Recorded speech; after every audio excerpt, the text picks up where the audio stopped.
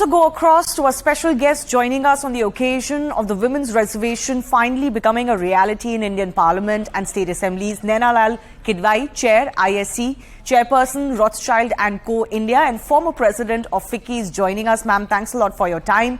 First up, how important do you see as a woman leader in your field itself, the Women Reservation Bill? I think this is a historic bill. It should have happened earlier. I'm very, very happy to see that it is on our agenda now.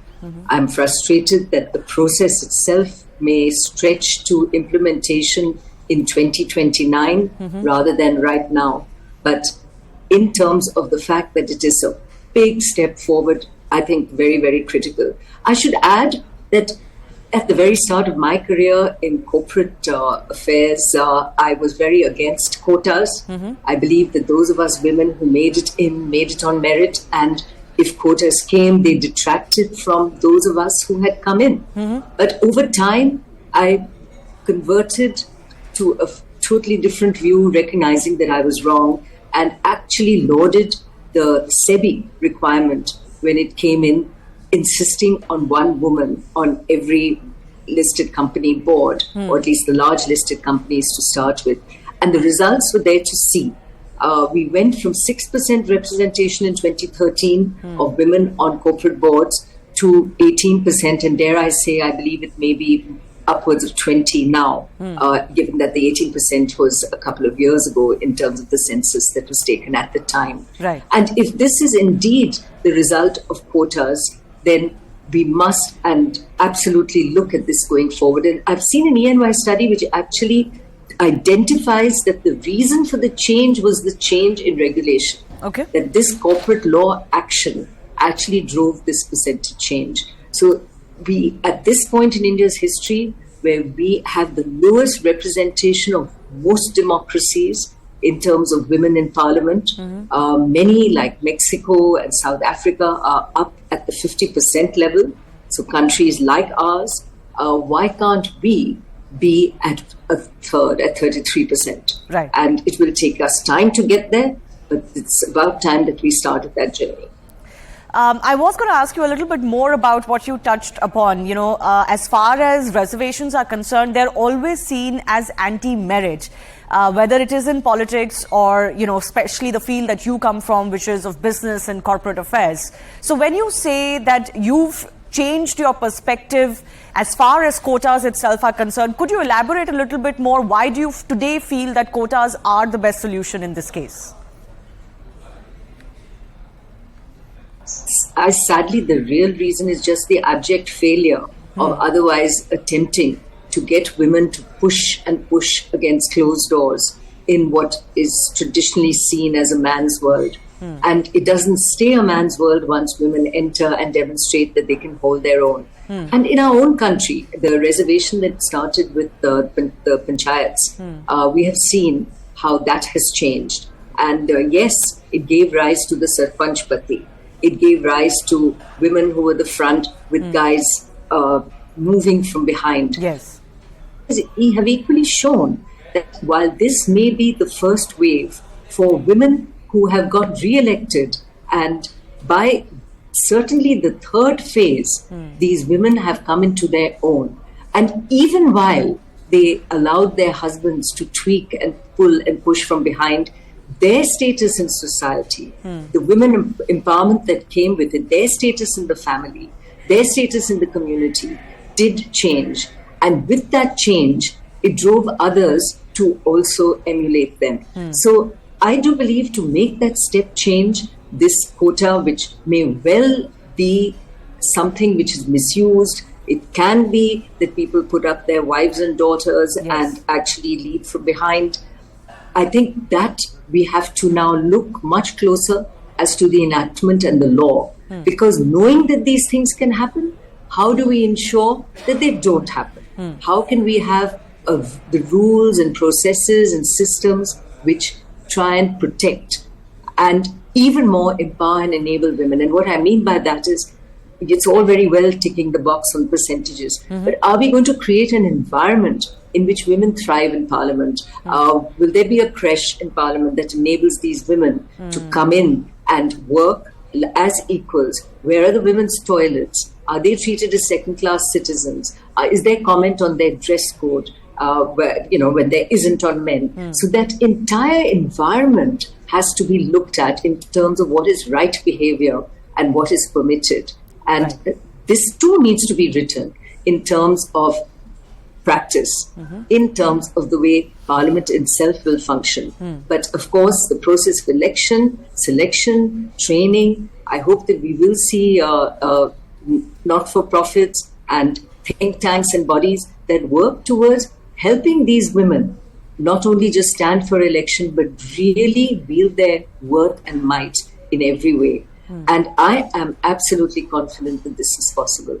In a lot of the work that I have done at the grassroots through some of my not-for-profit work in sanitation, in water, in the self-help group movements with microfinance, I have seen how quickly women and illiterate women can learn a job, how well-spoken they will be about things that matter to them, how wise they are in terms of the economic decisions. If we put the tools in their hands, I have no doubt that we will see grassroots representation. We will go beyond political representation that is even today those daughters of families, and thank God we at least have that, and how good are some of they in terms of what they do. But we actually see more elected leaders from the grassroots coming through that don't have this kind of political family patronage. Yes. Speaking of that, do you believe that these reservations are better as time-bound, as is currently provided for, although that time can be extended beyond 15 years?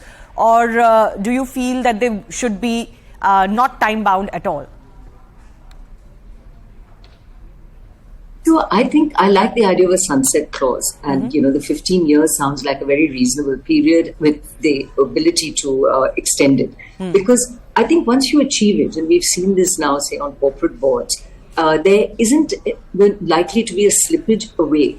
In fact, what we're seeing is that the better boards and larger listed ones are, without this being the regulation, already seeking 1/3 corporate board representation on their boards, because they realize that that is best practice. So the movement from going from one up to more on the boards has certainly happened. So I don't see the change happening backwards, even in this quota and reservation sort of movement. And I would even hesitate to call it reservation. It is really about rightful representation. That is what we are talking about. If women form half of society, they should be half of what are represented in Parliament. Even 1/3 is too little, when most of the countries around us are north of 40%. So why are we so weak in terms of where we are? And I believe and we will get to 1/3 in 15 years, then the clause can go and we can come back into a regime where it is on merit, it is based on women having found their voice to continue and to grow. If we haven't reached there, which would be a real shame, then of course there should be extension of this, including a strong review every 3 years as to how we were progressing, what is failing, and ensure that when we reach that 15-year mark, we are there. And of course, if we're not there, then an extension, but I hope that that is not what we will live to see. Okay. My final question to you, ma'am, as you might have faced in the boardrooms yourself, what impact do you think this can have on mindset of society once a reservation like this kicks in? What is the spiral domino effect that you see taking place? So, Shivani, the interesting the thing that I was just looking at was a study done in Nepal, which moved to 33% representation in Parliament. And that study actually showed that women empowerment across the country benefited from this move. That in fact, they saw across social parameters, status of women, economic empowerment of women, all these parameters improving in society as a whole. So we cannot ever disregard the effect of role models, of women in leadership roles inspiring millions of others, of women themselves fighting for women's causes, although it should not be so. It should be everyone fighting for these causes. Yes. The ability to take decisions through a gender lens, for every decision taken to also overlay it with what will the impact on women be, and to ensure that every legislation that looks as putting a step forward for its citizens does not leave behind the gender discussion, debate and push. And for all of these reasons, I think that representation does become key in terms of lifting society as a whole. I believe we have certainly seen this benefit in corporate India. I was very struck by a recent study by Grant Thornton, where in senior women representation in corporate India is at 39%. It's higher than the global average of 31%. Right. And we have done well, I believe, because we created role models, mentors at senior levels, amongst other things. We've also created an environment where women had the ability through POSH, through other systems, to be able to appeal. We also created a lot of tick box exercises where then companies were then pushed to implement the right environment for women to thrive. Right. So, of course, we need all these other added elements, but just the role model impact itself has great impact going forward in terms of taking us forward on this very important agenda. Absolutely. Well, it's been a long time coming, but it finally is becoming a reality, even though it may take a few years to kick in finally. Naina Lal Kidwai, always a pleasure to speak to you. Thanks a lot for sharing your thoughts. On that note, we will, of course, keep getting you more news and updates, not just on the Women's Reservation Bill, but updates from across the country and the world.